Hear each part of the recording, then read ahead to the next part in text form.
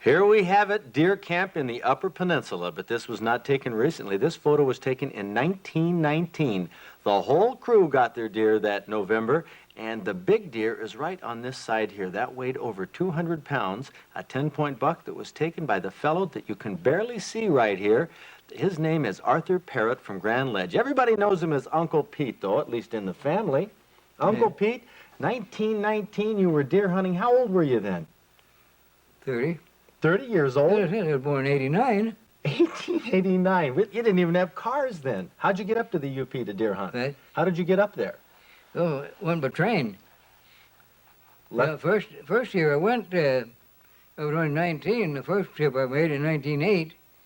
And, of course, then I lived in Jackson County. Mm-hmm.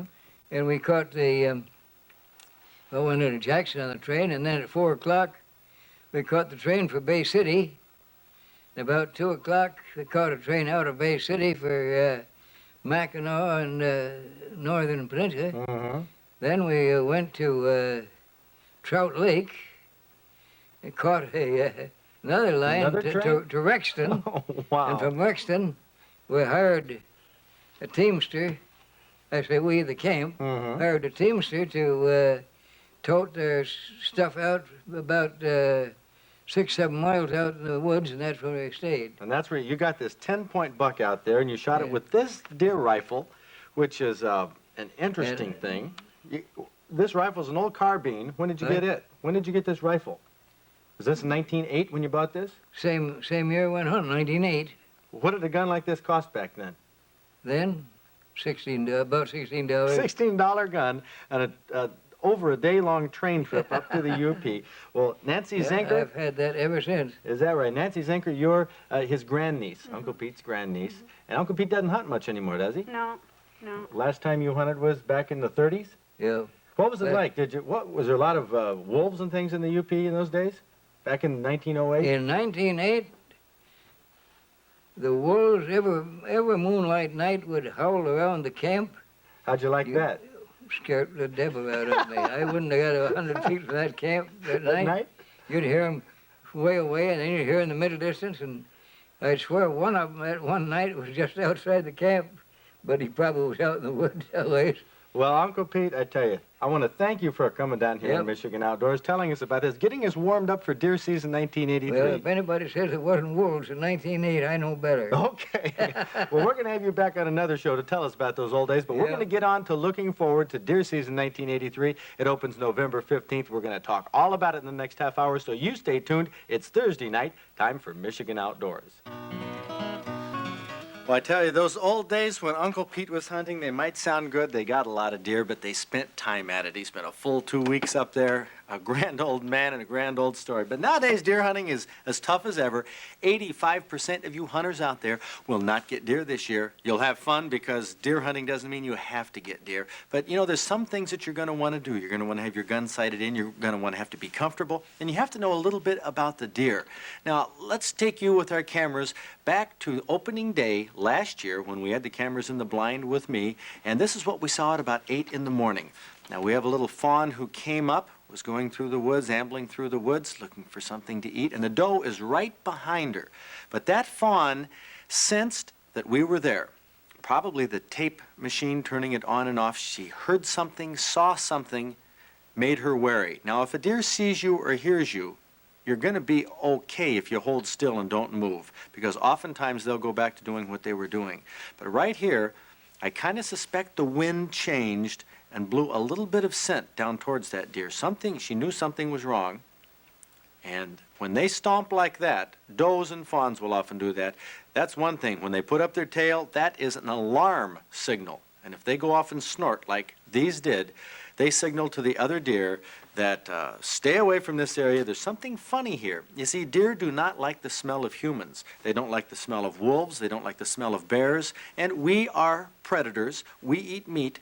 And deer tend to be very wary of the smell of animals that eat meat. This is scientifically proven. So you're going to want to keep the wind in your favor. But you know, to keep the deer from seeing you, you're going to want to have to stay still. I recommend taking a day pack with you in the woods. I carry my gear in a day pack. And I don't carry survival stuff in here either. I carry things to keep warm. Mittens. I highly recommend mittens for your hands. They'll keep you much warmer than gloves. I take a knit cap because most of the heat goes out of your body through your head. And if you keep a cap on your head, you're going to be a lot warmer. I also carry one with a bill because I like to keep the snow, the rain off my glasses and the glare. That's a problem for me. Another pair of mittens. I carry spares in my day pack in case these get wet, in case somebody wants to borrow them. Flashlight. You're going to want to get out into the woods early, at least an hour before sunrise on opening day. Need a flashlight. I carry an extra one in here with the batteries reversed so they don't run down. I carry a scarf. And I put it on around my neck, and this keeps me warm because it keeps the heat from going out around my neck. And you see, I hate being cold in the woods. I don't like it at all. When my feet get cold, what do? In the afternoon, I change my socks. Might sound silly, but your feet get wet during the day, and they don't move much down there, but they will perspire. If you change your socks, you're going to be amazed. It'll give you a couple hours more of comfort with your feet. I carry a lot of other things in my pack. We'll get to that more towards the end of the show if we have time. In another compartment, there's some more important things that I carry that I want to get to quickly. Of course, knife for field dressing the deer, some other items. But one thing I carry nowadays in deer camp is this is called a flex gun rod. It's like a speedometer cable. And it's very important to keep your deer rifle clean, especially before you sight it in. If you haven't sighted in your rifle yet, you really ought to. And the first step in sighting in a rifle is to clean your gun thoroughly. Don't have any dirt and grime in the barrel. Swab it down. First thing you're going to want to do is run a brush up the barrel. Nice thing about this type of gun cleaning rod is that you can clean from the action and push the dirt out the muzzle. You know, usually when you clean a gun, you're jamming the dirt down here and into the action, but you're going to want to take the first couple strokes the other way. Put the dirt out that end. Well, have your gun thoroughly cleaned. This is what Pete Mitchell from Federal Cartridge Corporation recommends as the first step in sighting in a gun. And clean your gun thoroughly, pick the type of bullet you're going to use, stick with it, go to the range, and this is what Pete recommended we do as a second step. Okay, now, we're at the range right now. We're ready for step number 2. Step number 2 is set up a target at, you recommend 25 yards. I recommend 25 yards because of the fact that it's easier to walk the 25 yards. We don't increase the circulation in the heart, so we don't get too excited. Okay, and this really happens. You walk back and forth from 100 yards quite a few times, your adrenaline's pumping, and you really can't relax and shoot in a good manner. Okay, the target is set up at 25 yards. Yep. You put one cartridge in, draw a bead on it, and fire. And then after I take one shot, what I want to do with that one shot is to loosen the residue that may still be in the bore. Then I want to take a dry patch and dry out the bore with my cleaning rod. Then I take and start from there. This is where true accuracy begins. Okay, now, actually, we haven't done any sighting in up to this point. That's The correct. first shot was just to clear out the barrel. Now we're ready to sight in. What's the next step? Okay, now I will take 3 deliberate shots. Generally about 15 seconds apart, 20 seconds maybe. I take my time, I really concentrate to work on putting that bullet on my aim. After the 3 shots, then we evaluate those 3 shots and determine where we are on the paper. And at 25 yards, if you're 4 inches off at 25 yards, at 100 yards you could be 16 inches. Right. So we might not even have hit the paper at 100 yards, but at 25 we would have. This is also another good reason to start at 25. Once I determine where I am at 25, then I will make the proper corrections with a scoped rifle. Okay, now that the instructions are with your scope, how many minutes of correction to make, and so on. You move up the number of clicks, left, right, up, and down. 1 minute of angle is equal to 1 inch at 100 yards, 2 inches at 200 yards. So you make the corrections on the scope. Yep. And then fire again. Make corrections, take my time, take 3 deliberate shots. What about tapping the scope? You mentioned to me that the crosshairs don't always seat.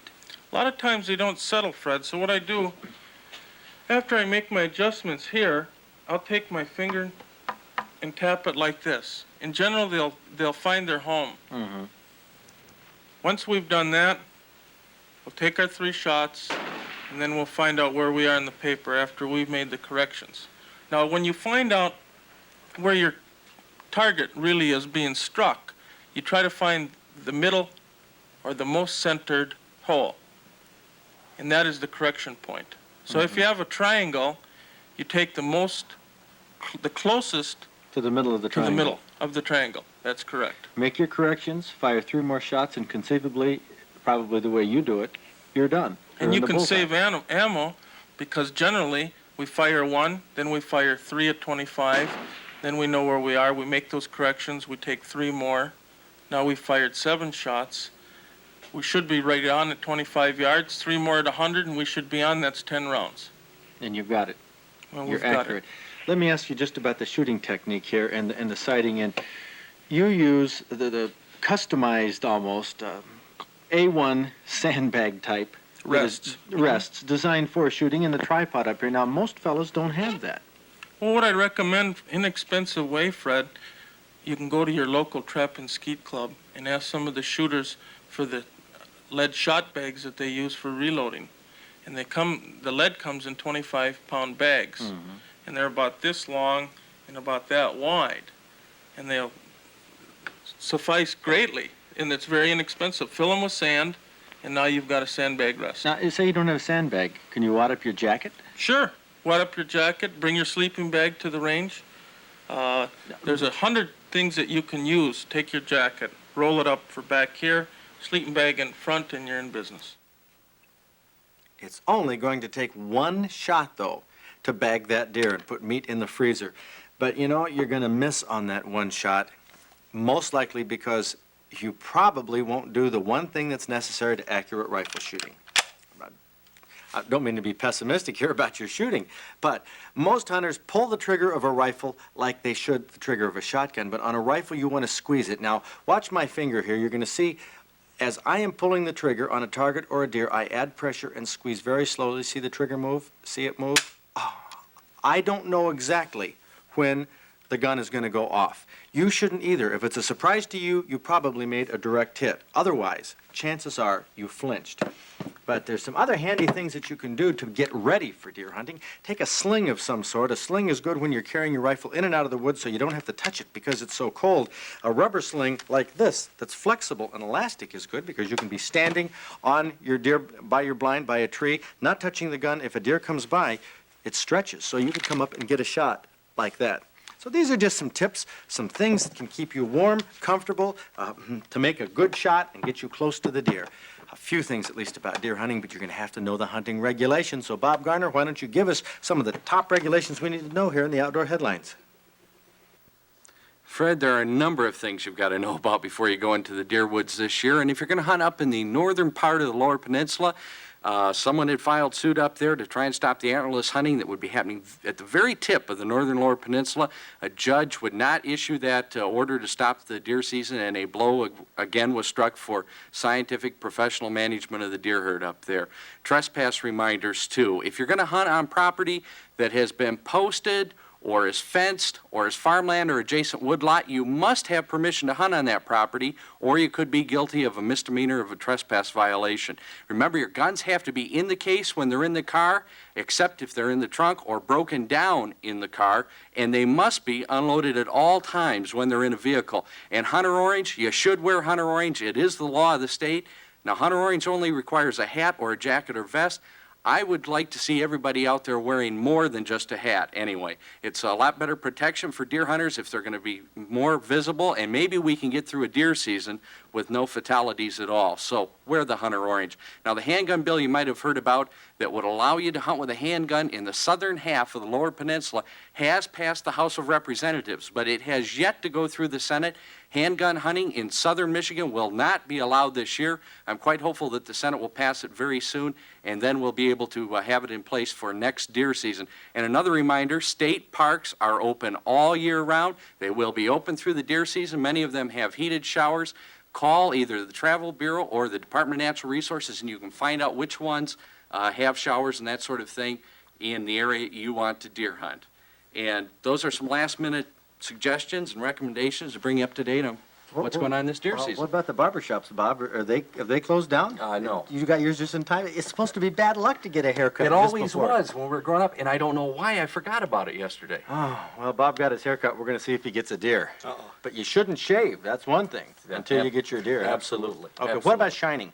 Shining, okay, you cannot shine at any time with a gun in the car, in the trunk or otherwise. Anytime at all. Anytime at all. And shining does quit if you do not have a gun in the car by 11 o'clock in the evening. Shining ends, and it doesn't start. You're not able to shine again till 6 o'clock in the morning. Okay, so don't go looking for deer with a light at night after 11 p.m. under any circumstances. Cost the person I know $100, and the guns were in the trunk.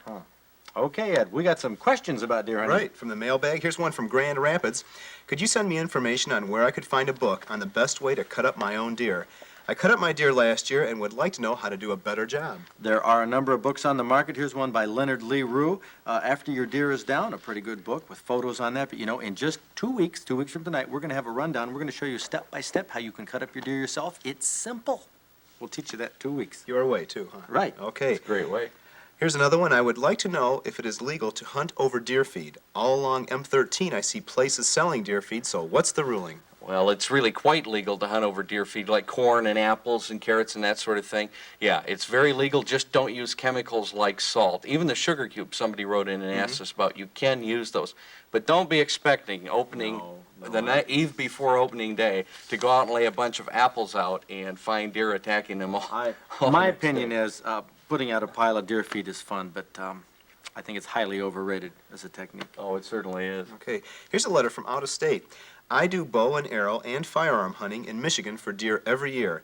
I would like to know why the deer hunting fees are so high. I would like to know if the fees for non-residents are ever going to be lowered, or are they going to keep going up? Well, Mr. Campbell, very frankly, it's a bargain to hunt in Michigan, and even for out-of-staters who come here, and we have the greatest hunting and fishing anywhere in the country. And in fact, a lot of us sportsmen would like to see the license fees go up a couple bucks. I know it's not a popular idea, but I hope they go up so we can preserve the DNR the way it is, because our license fees and the Game and Fish Protection Fund are the basis for the hunting and fishing that we have in this state. And if we drop back on that due to inflation, we're going to be losing. So you're not going to see the license fees go down for sure. I personally hope they go up because hunters pay for conservation. That's what it's all about. And here in Michigan, we're proud of it. All right. Well, that's our mailbag. agree. And, you know, we could go through a trophy report of a lot of different bucks and all that, but I have a story that is a real corker right now for our Michigan Outdoors Trophy Report. Rick Wilson of Burton has one of the strangest stories to tell about this buck, which he got last year, opening morning just after daylight. Rick was in the woods at 5:30 a.m., and by about 6:30 he began hearing thumping sounds and the crackling of sticks. A while later, a hunter crossed about 100 yards away and sat down, but the thumping continued much closer than that. Just after daylight, Rick quietly walked over to the area where he heard the noise and found this buck thrashing like it was trying to get up, its head right down on the ground. Well, to make a long story short, he shot the 6-point buck. He had to go back to camp so his dad could help him get this deer unstuck from the ground. It evidently was trying to make a scrape when its antler hooked under a root, and from its condition, it had been stuck to the ground for a day or more and had no hope of getting loose. Rick Wilson, we've heard lots of strange stories and jokes about hunters having their deer tied up in the woods, but yours has got to be the strangest. So on this eve of deer season 1983, we'll make you our featured trophy hunter of the week. But I'll tell you what, if this happens again, Rick, we're going to launch a full investigation. But let's face the fact that most sportsmen coming up on November 15th are going to be out in the woods, are going to be deer hunting, and they're going to be hungry, Ed. And they're going to need something that's going to keep them warm. That's right, and we have a recipe here for chili. I'm putting the last of the 4 onions in here. You could use 2 large onions if you want, but I have burger. It's sure puts you in the mood to have venison burger, or you can use regular hamburger. 2 pounds of regular hamburger, 4 chopped onions, and you brown it. You might as well brown it in a pot. There's no point in changing pans. This recipe is great. How do you like your chili, Ed? Do you like it hot? I do. Okay. This recipe is one that I've used a couple years ago, but it's extremely popular. It's called sweet and spicy chili. I'll tell you why in just a moment, but let's go through and add the ingredients that most people are familiar with. Here's a large can of whole tomatoes. Okay. Put those in there, and you can just chop them up with a with your pancake turner. Now we're going to put in 2 cans of these hot chili beans. Now they make some that are milder than this, or you can use kidney beans. But I like the hot chili beans best. Now it's going to look to a lot of people that this recipe is going to be a near explosive mixture of fire and flame because of what I'm going to put into it when I get to the chili powder. There's 2 cans of the chili beans and 2 cans of tomato soup. So it's for you tomato lovers out there, and I like a recipe this way. Lots of tomatoes. We're filling up this Dutch oven right to the brim. This recipe seems to be just about right for it. So there we go with 2 cans of tomato soup. Now we're going to put in the hot stuff, and right here we have it. We have chili powder. Okay, Ed? See that? We're going to take the holes, bypass those, the holes get and right go to to the big tube. Now look at this. Most people put a little bit for flavor. You think that's too much? I'd start burning about now, I think. What we're going to do now is we're going to add some of this crushed red pepper. Right there. Yeah, that adds a little spice. Now let's get the lid off of this baby. Huh? You're starting to worry? Yeah, I am. I haven't wrecked I it. like it hot, but Okay, we're going to add a little salt and a little pepper. It's looking really bad, isn't it? well, I won't say it looks bad. It's Most people cringe when they uncomfortable. see me do this. But you know what I'm going to do that's going to counteract this heat? well, I'm hoping there's something sweet. You bet something sweet, and you're going to be amazed. After we let this set right here, we have brown sugar. A lot of people will say brown sugar and chili. I'm going to put all of this in. I'm going to make this very sweet and very hot at the same time. And you are going to be very amazed at how this turns out. Stir these ingredients up. It's a simple recipe. Cook it ahead of deer camp, because you're going to want it to sit. Take it up in a container and heat it up on opening day or the night before, the second Can you day. freeze this? Sure. Oh, yeah, I oftentimes do that. Make up a lot of this and freeze it. We want this to simmer for a while. While that's simmering, about a half hour or so, why don't you give us a rundown of what's happening on the weekend in terms of weekend events? Okay, well, let's go to the Michigan Outdoors Outdoor Calendar. And for one of the biggest events of the year, deer season coming up on November 15th, here it is, our sweet and spicy chili, Ed. I know you were apprehensive about the amount of hot pepper. I was going to say, I just hope it's sweet enough. It is sweet enough, and the hot pepper will be not really counteracted. I don't know, the sweetness does something to it. Now, this might be a tad bit warm. I mean, the heat from the I'll stove. give it a shot anyway. Give it a shot, and tell me if it burns your mouth right down to your socks. Go ahead. What do you think? Delicious. Now, is it hot? These It's- folks are going to say, no, this It's has gotta not be. hot, but you can taste some spices, but it's very, the sweetness is right there. I've got to warn you that the longer this cooks, this has only been on the stove here a few minutes here for the outdoor calendar, the longer it cooks and the more it sets in the refrigerator, it might pick up a little heat. And when you run across one of those pepper seeds, it might be That's right. sweet and spicy chili surprise. But it's an easy recipe. It's something you can use this coming deer season all winter long. Great for ice fishing, warm you up and It mellow does. you out.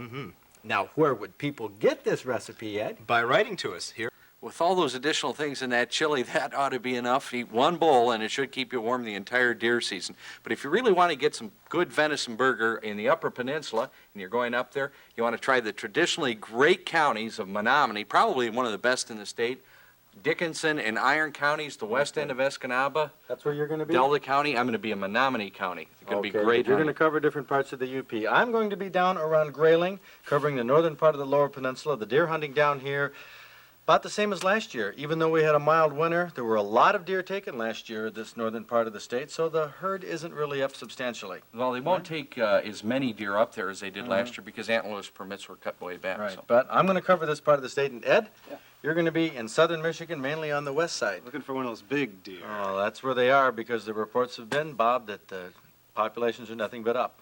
In this southern Michigan area, it keeps getting better and better and better every year. Oh, the sightings are up Fantastic. 11% down over in this in, area? Over in this district, Southwest? over in the west. Okay, Yeah. well, that should be some good luck. You hunters should be ready. And the one thing that I want you all to take with you in the North Woods, you have one of these, Bob? As they say, don't leave home without. That's the right. compass. Right here, I put this and pin it on my jacket. A pin-on compass, floating compass, and that way you can look at it from any angle as you're moving and walking in the woods. You can still see it. And, of course, it doesn't tell you how to get back to camp. You know, hunters think that it's supposed to tell you where to get back to your camp, but it can't.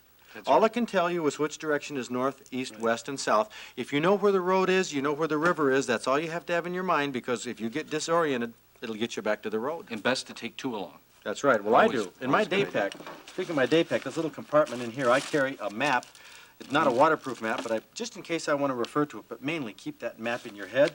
Or I take a traditional red hanky. Always have to have that. Now, this right here, this in the container right here, I tell you, there's a lot of things in the woods that you can use, but there's nothing that compares with a A roll of this. Kleenex type of product. Kleenex type of product. That's right. Because I like to stay out in the woods all day and be comfortable. Here's another thing. Chapstick. Good idea. Something for your lips, because I want to be comfortable out there, and The my wind lips will dry get you chapped. out. The wind does dry you out. And the less you fiddle around and move, the better off you're going to be. What else do we have? Plastic bag. You know what I keep this for? Liver and heart. Yep. Liver and heart, so you can put it in there. And speaking of field dressing, you don't need a big Jim Bowie knife. This is plenty big. This is a Canadian skinning knife that I got, and I really like it better than any knife I've used. But even a jackknife works fine. That's right. It does. In fact, I carry what I carry in my pocket with me, just one of these folding knives like that. That's plenty big to field dress a deer. Other things I have in my day pack, let's see here, some waterproof matches, but you know, you have to have something to strike these waterproof matches on. At the trunk of a tree, your zipper, it just doesn't work. You know what I carry? Very frankly, to light fires if I have to, right there.